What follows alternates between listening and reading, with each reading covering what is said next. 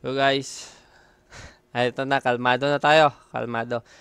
Okay, okay, so ito ay continuous ng video natin no, dun sa balita ng News 5 about cryptocurrency na ah, yung pera ng flood control daw ay dinadaan sa cryptocurrency at balita nila, sabi ng News 5 ay hindi daw traceable, hindi daw malolocate, hindi na daw mahahanap pag nandun na daw yung pera, which is wrong. And then sabi pa doon is hindi daw kailangan ng mga valid IDs pag gumawa ng mga crypto accounts, banks, digital banks, which is wrong, very wrong. Okay, eto guys, explain ko sa inyo ng isa-isa, no? Okay, ayusin natin. Uh, Saan tayo muna? Okay, unahin natin yung cryptocurrency. Ano ba yan? Sige. Right. Okay. Sa nakikita nyo sa screen, guys, nandito tayo sa Crypto Bubbles. Crypto Bubbles, which is ito yung lahat-lahat na cryptocurrency. Crypto assets, crypto tokens. Ito yung lahat-lahat, guys. Napakadami, 'di ba? Itong crypto bubbles, guys, dito mo makikita kung anong nangyayari sa isang crypto. Dito mo makikita kung pabagsak ba or pataas ba yung mga price nila. Okay, one of the top 10 na crypto ay nakikita nyo ba? Okay. Okay, one of the top 10 na crypto, guys, ay ito yung nakikita nyo. Number 1, si Bitcoin. Number 2, Ethereum. 3, US Tether. USDT, ito yung stable coin na sinasabi ko kanina, which is ang value nito value nito is nakadepende doon sa US dollar, sa price ng US dollar. Tapos si XRP, BNB, which is kay Binance, Solana, USDC. Ito, stablecoin din ito, itong USDC. Naka-base din ito sa pera ng US or basta stablecoin. Pag sinabi kong stablecoin, ang galaw ng price niya is kakaunti lang. Konti lang talaga. Kakarampot lang. Piso, centavo. Ayan. Tron, TRX, Dogecoin, and Cardano. Ito pa lang yun, guys. Yung top 10 na crypto na maraming nag-i-invest, maraming bumibili, maraming nagtatransact dyan, marami yung taong gumagamit dyan. Nagtatransfer sa wallets, yun, sa hot and cold wallets. I-explain ko din yun sa inyo. Okay, kalmado na ako ngayon. Kanina kasi medyo mainit ang ulo ko. Kasi ikaw ba naman, magbabalita ka sa taong bayan na mali. Parang ginagawa kayong bobo, ginagawa tayong bobo. Kaya wag tayong papayag ng ganun. Hindi ako sikat. Hindi ako mayaman. Hindi ako professional crypto trader. Kasi bakit ko nasabi? Walang professional crypto trader, guys. Walang license yung mga crypto traders. Totoo yan. Ang may mga license na mga financial, yan, mga financial advisor, yan, sila talaga. Pero pagdating kasi sa crypto, hindi mo masasabi professional ka. Bakit? Volatile ang market ng crypto. Hindi mo masasabi kailan babagsak. Hindi mo masasabi kailan aangat. Ang makakasabi lang yan, yung nasa taas talaga. Pero na lang, kung ma-insider ka doon, malalaman mo. Yan, okay. Proceed tayo sa okay guys, I'm not a financial advisor. Disclaimer lang, I'm not a financial advisor. I'm not a professional trader. I'm just a tambay na marunong mag-navigate ng cryptocurrency, crypto exchanges, lahat-lahat yan. Kasi nagte-trade ako. Ang profit ko, binabayad ko lang sa bills. Tubig, internet, kuryente. Yun lang. Okay, tuloy tayo. Ang pinag-uusapan natin, cryptocurrency. Okay, ito yung crypto, di ba? Top 10. Nasa top 10 na tayo. Ayan, papakita ko sa inyo. Oh, tingnan mo. 1, to 1,000 yung cryptocurrency. Napakadami. Ganon kadami. Tapos yung exchanges na makikita nyo dito sa screen, ito yung mga exchanges. Okay, sinabi din ng News 5 na hindi daw regulated ang crypto exchange daw sa Pinas. Hindi pa daw regulated, which is mali. Nag-regulate na sila at alam nyo ano yon. Pinagbaban nila to. Binance, MEX, Bybit, KuCoin, halos lahat. Pinagbaban nila sa network sa Pinas, sa PLDT, Globe, Converge. Yan, hindi nyo ma-access to. Pag ang gamit nyo, yan na internet. Pwera na lang kung mag-VPN kayo.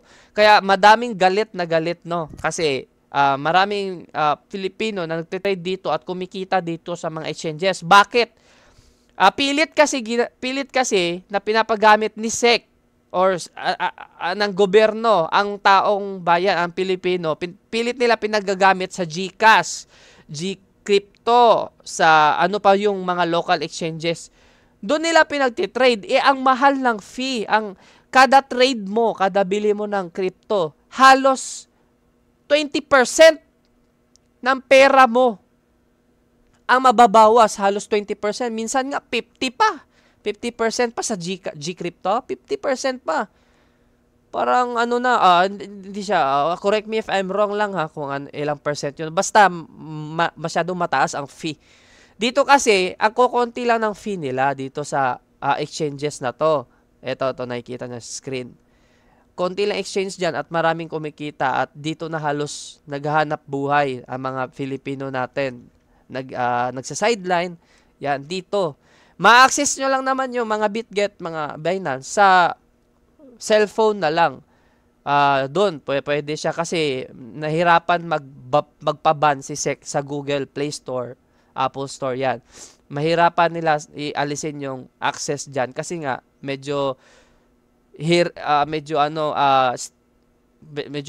wala silang authorization doon sa Google Play Store. Kaya na-access na lang. Pero mas madali kasing mag-trade, guys, pag nasa browser ka sa laptop, PC. So, ang mga Pinoy gumagamit pa ng VPN. Okay na, marami, educational purposes na to. Tinuturuan ko lang kayo kung ano kasi, alam nyo, ang crypto parang baby pa talaga. Hindi pa to alam ng mga Pilipino. Mostly ng Pilipino. Ang mga may alam lang dito, yung mga nakauna. Ayan, yung mga nakauna at saka yung mga nagpapanggap na nagtuturo na isa silang professional trader tapos nagpapabayad sila ng course, no, para matuto ka raw. Yan, shout out sa inyo. Nagpapabayad, nagpapaturo, di naman kayo nagtitrade. Okay, tuloy tayo. Madami sinasabi. Okay, tapos na tayo sa cryptocurrency. Ngayon, tuloy tayo sa cold wallets. Cold at saka hot wallets. Ano yung hot wallets? Kasi sinabi nila, yung itong mga hot wallets, hindi daw traceable, no. Kasi pag bibili ka ng cryptocurrency, ito, kailangan mo ng accounts na pagtatransferan ng mga digital money. Ito yung GCash, CoinsPH, GoTime, at saka kahit mga online banks po pwede.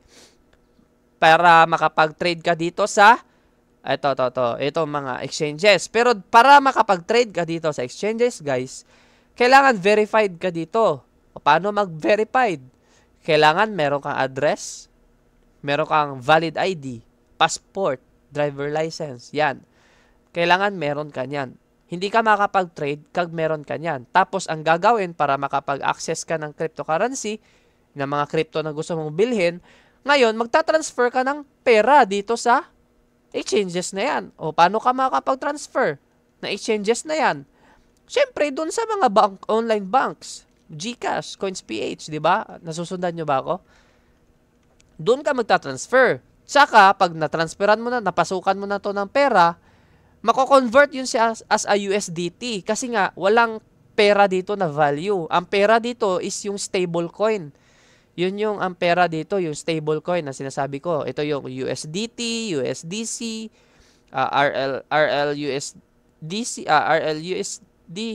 USD, tama. Basta maraming mga stable coin. So, yun yung gagamitin mo ngayon na pambibili ng crypto para makapabili ka lang dito sa 1 to 1,000 na crypto na gusto mong investan or magte-trade ka. Yun yung kalakaran dito, guys. So, hindi totoo yung sinasabi na hindi mo kailangan ng valid ID para makabili ka ng crypto or makapasok ka ng mga stable coins. Kailangan mo verified ka kasi dito. Gets nyo na? O, ngayon, yung balita ng News 5, mali. Kaya mainit ang ulo ko. Ngayon, sabihin natin, doon naman tayo proceed sa wallets na sinasabi nila. Sa cold wallets at saka hot wallets. Unahin natin ang hot wallets. Okay, bubuksan ko ngayon ang hot wallets ko, which is sa browser lang at pwede rin sa app sa cellphone. Nakikita nyo yung MetaMask na yan at saka Ronin wallet. Yan yung mga hot wallets na tinatawag. Ang hot wallets, it means nabubuksan mo lang siya sa browser at saka seed phrase. Kaya siya tinawag na hot wallet kasi ang kailangan mo lang seed phrase lang. Hindi mo kailangan ng valid ID. Totoo yon. Pero mali ang explanation ni News 5. Hindi ka kasi makakabili dito ng crypto na gusto mo talaga kasi limited lang yung cryptocurrency na meron dito, yung token. Bubuksan natin. Okay, visible, no? Okay, guys. Ito yung hot wallets na in-explain ko kanina. Hot wallets, okay, habang naglo-loading siya, no? Hot wallets, intended lang to para mag-transfer ng pera. Pwede kang bumili ng crypto dito sa wallets, pero limited lang. Kung ano lang yung merong available na crypto tokens dito sa hot wallets na to. Bakit sinabing hot wallets? Ang hot wallets kasi, guys, okay, dito tama yung newscaster, no? No need ng ID, ng address, no? Kasi nga ang kailangan mo lang dito is yung seed phrase. Yung seed phrase na yon, okay, hindi ko ma-open yung ano.